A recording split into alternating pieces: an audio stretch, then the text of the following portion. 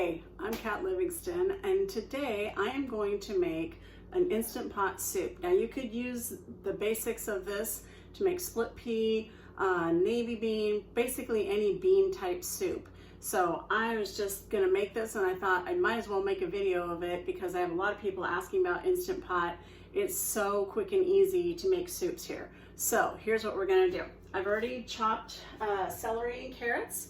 The next thing, I already washed my hands. I have most of my ingredients here. Actually, I think I have all my ingredients here, try to. And I'm just gonna cut an onion, and a lot of people have a hard time with onions, so I just thought I would show that as well. I think you can see me pretty well. So first thing I always do, if I'm gonna use the whole onion, I always cut off that end. I've got a little strainer in there I'm using for my garbage here. I give it to my friend's chickens. And so I cut off both ends. I cut it right down the middle, go like that. Then I take off the outer layer. And on that side. And when you're doing soups, it doesn't need to be like super perfect or really small or anything like that. You know, I've had soups, amazing country soups where they use the whole, like they'll throw in baby carrots. So I'm not dicing these small. I'm doing like 1/2-inch pieces. So that's an easy breezy, boom, done. Already there. And then we'll do this guy.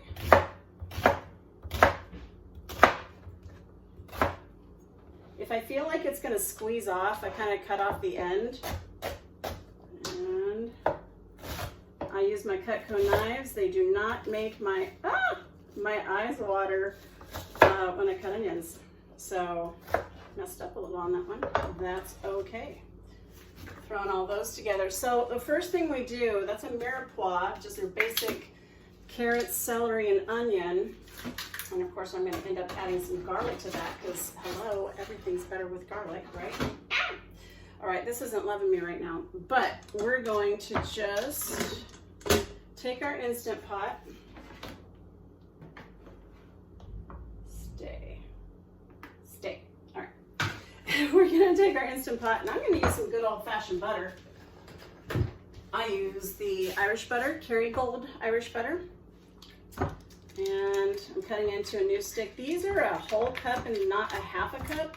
So what I usually do is I take half of it and stick it in a butter dish.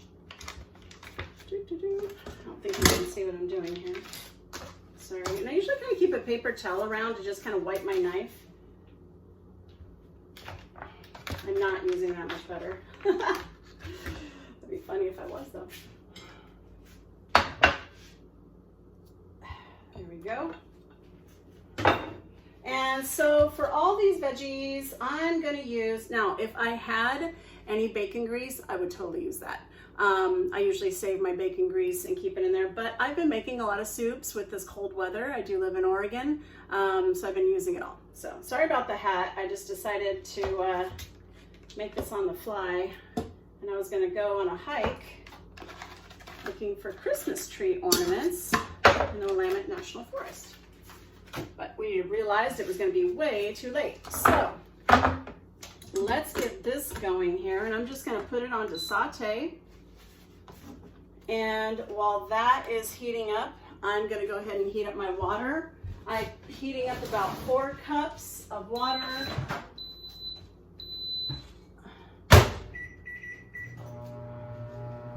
And then I'm gonna end up adding Better Than Bouillon instead of chicken stock, my good old organic guy over here. So as soon as this is warming up here a little bit,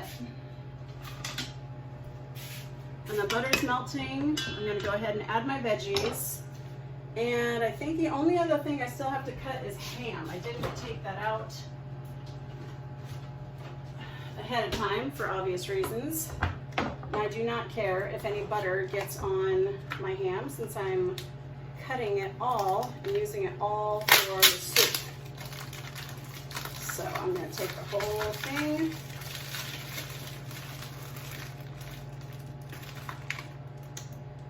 Yum.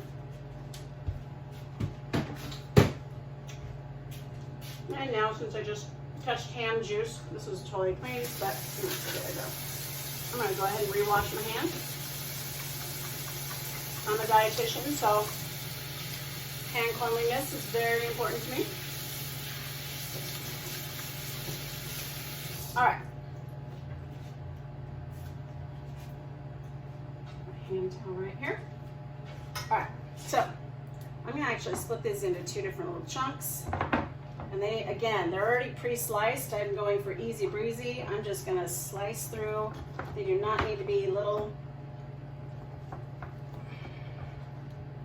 Whoop.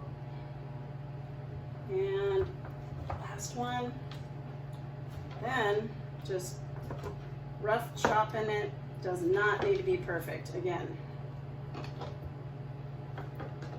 All right. And our butter's getting melted. Not quite there yet.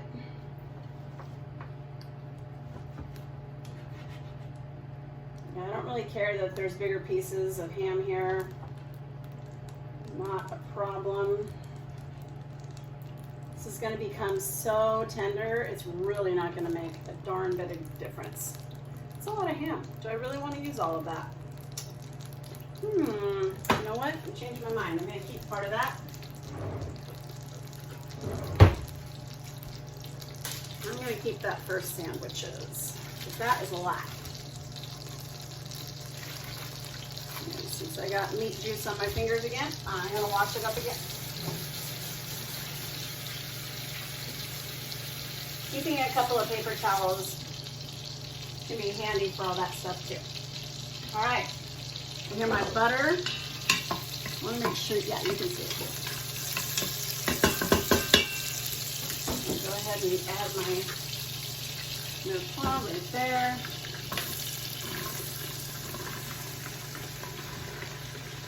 Now, I've had recipes that say add the garlic right away. I've had recipes that say add it after a few minutes. You know, when it comes to soup, it's all going in the same place. It really doesn't matter. I have not found a big difference with the flavor or anything, or any major difference. And I've never noticed any major differences if I'm seasoning all that later or not. Now, I really like garlic, so I'm generous with my garlic. And like that. So I'm just going to stir this. Now this needs to get a little bit softened, and basically until, I'm not going to cook it so long that the onions are translucent. I want them to still have some white color on them, because remember, we're gonna cook this as a soup. So one of the things that happens with the Instant Pot, that pressure breaks those down. So I don't need to cook this like super long. This is going to be super fast and easy and just boom and done. And then I'm just going to use the soup button, which will cook it for 30 minutes. And then once it comes, it cooks it for 30 minutes, has to come to pressure, locks it for 30 minutes, cooks it for 30 minutes, and then it has to depressurize. So the depressurization, I just turn it off. It will automatically go to warm, but you can just turn it off. And if you are in a major hurry and you're like, I need that soup now, you can use the valve to open it. And the way you do that safely is put a towel over it. And then you can, I just kind of knock the little valve off with my spoon or whatever, and that helps it just come out, but you're not going to worry about steam burns with that. All right, so we're just getting this guy cooking here. All right, I'm just going to let that cook as I snack on ham.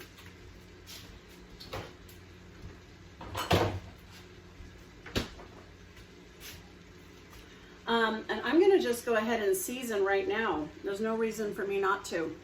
I'm just going to use some Mediterranean sea salt. I have some pink Himalayan, but I love the fresh taste of that, like on avocado. I feel like it's kind of a waste if I'm just putting it in my soups. I might season the bowl. And I'm not adding a ton there because I am going to use Better Than Bouillon, and it already has sodium in it. So I love pepper. So good for you. Pepper is actually necessary for a lot of things, like especially turmeric.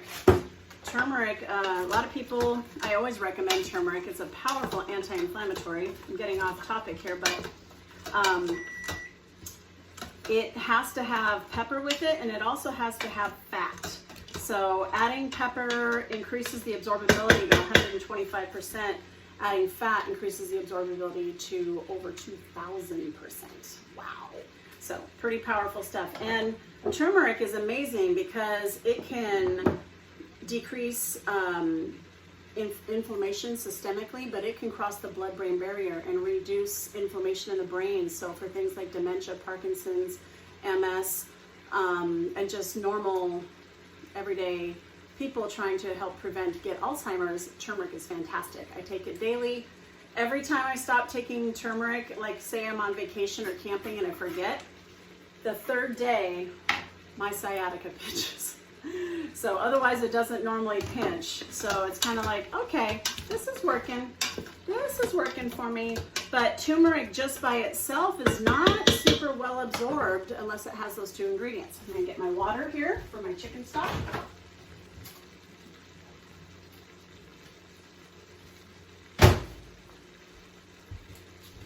Now I could add my better than bouillon to the water, but I have figured out when I'm making these soups, I just add a nice dollop of this, stir it up in here, then I add the water, then I don't have to wash the thing too. I mean, it's just, whatever.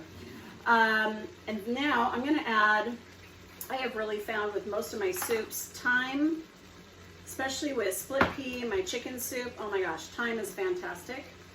I'm pretty generous with it, so I'm gonna kind of crush that up.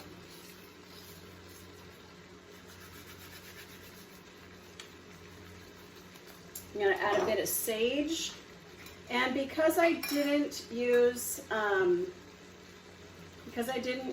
a ham bone, I'm gonna end up adding a little bit of liquid smoke, which is wonderful.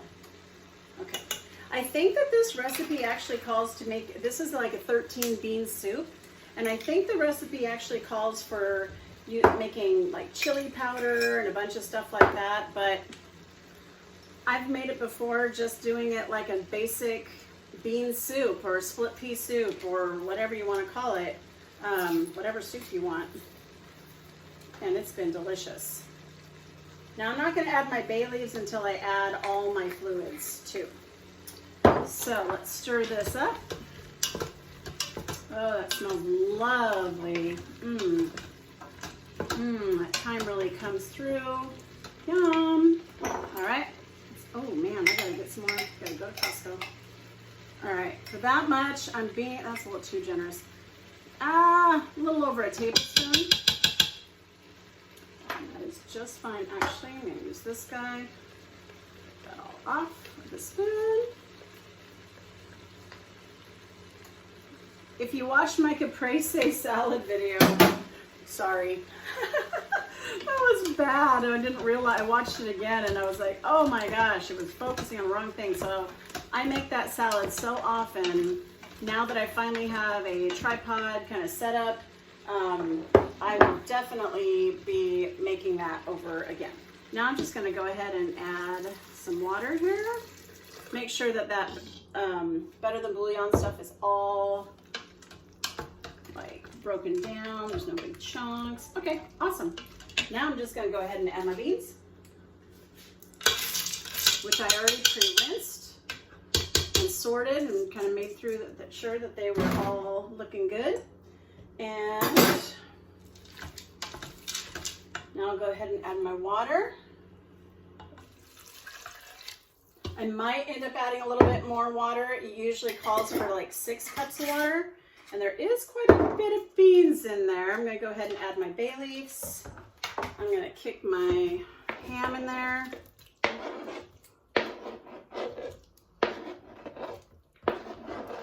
I'm not using the sharp side. I don't want pieces of plastic in my soup. That's disgusting. And yes, I am definitely gonna add more water. Now there'll be some fluid. Oh, drop one. Uh-oh. There'll be some fluid from the veggies, But otherwise, this will end up looking like porridge if I don't add some more water. So.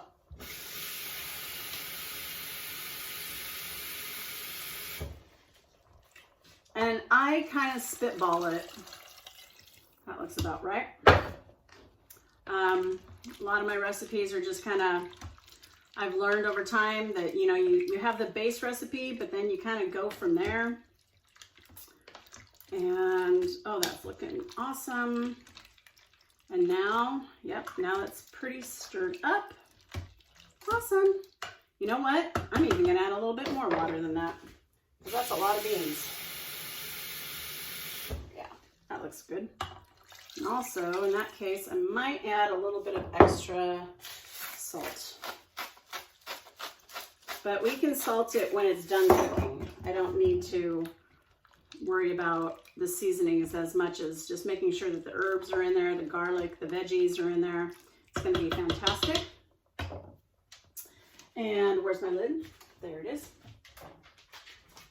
And then I'm just going to go ahead and set it. Now it locks, and then here you can see you that? Okay, so here's the float valve. If you wanted it to vent, so if it's done cooking and this little guy right here is up, then you're not supposed to open it. That's very dangerous. It's supposed to have a lock, a pin that goes down into it. But if you wanted to open it, you would vent this by putting that towel over it, letting the steam go out. But I'm gonna make sure it's shut. There we go. And I'm gonna turn it off now because I was on saute. I'm just gonna hit the soup button. That's it, all done. All right, enjoy.